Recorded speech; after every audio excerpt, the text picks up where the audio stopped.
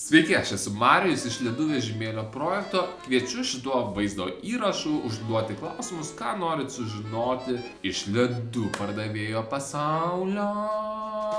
Tai jaučiu, niekas neklaus. Apšiai, iš tikrųjų, ar kažkam įdomu?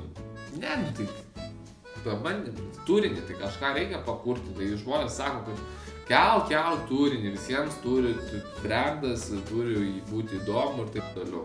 Nežinau, tai apie ką dabar parodyt, kaip namie sėdžiu, kaip knygas skaitau, kaip grindis plaunu, tai ką parodyt, nebus ką parodyt. Ledus valau, aš per fetišą žiūrėti, kaip ledus valgai. Jeigu norėsite, mes jums galėsime padaryti tokį fetišą. Jeigu atsiranda pakankamai fetišistų, kurie mėgsta žiūrėti žmonės valgančius ledus, tai mes surinksim žmonės ir surinksim ledus. Bet tai kaip dabar? Va, telefonas. Nieko.